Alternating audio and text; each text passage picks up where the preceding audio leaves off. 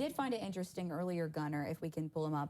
You had mentioned that if it weren't for Francine, we may not have even seen rain at all. And it's already been like a month since we've had any wet weather. And there's parts of Ohio and West Virginia that are in extreme drought, and they might not be seeing any of this rain. So we are considered very lucky to actually have had this run-in with the tropics to actually get some beneficial rain. Because if it wasn't for Francine, we wouldn't have any rain chances to speak of, and the dry stretch would have continued. Right now, Francine has been downgraded to a tropical depression. The winds are only 35 miles per hour sustained, with wind gusts up to 60. By the time she's in our neck of the woods, the wind gusts won't be nearly as strong, but they'll still be there. But right now, though, the center is right just to the south of Jackson, Mississippi, but you can see that a lot of the activity is dislodged from the center. It's not circulating around it anymore. Now it's kind of fanning out as it weakens.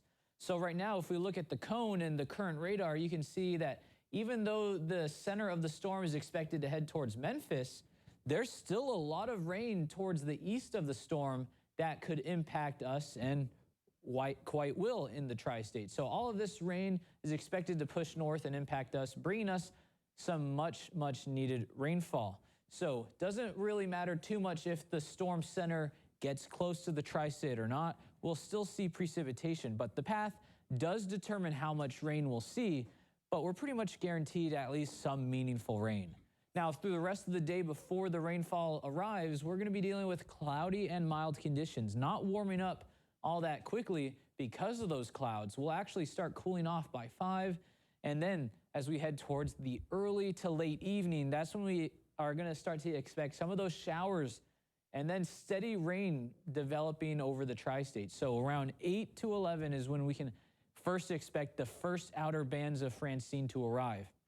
So we'll get through most of the day today without much rain, so you don't have to worry about the kids getting rained on their way home from school or at the bus stop home, because the rain will hold off at least until we're all home and pretty much sitting down for dinner.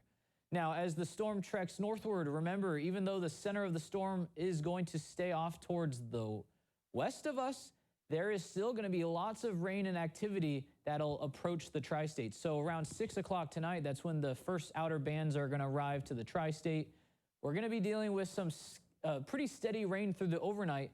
Could see some flooding concerns due to the steady rain on dry, cracked ground. Dry ground doesn't absorb water nearly as fast as hydrated ground, so that's the flooding concern there. Plus, oil and grease builds up on roadways, and when it hasn't rained in more than a month, when that water interacts with the oil and the grease, it can create slick travel conditions. Plus, there's already falling leaves from the drought-stressed trees. So the oil, the grease, the rain, the tree leaves could lead to some slick conditions tomorrow. That's something to consider.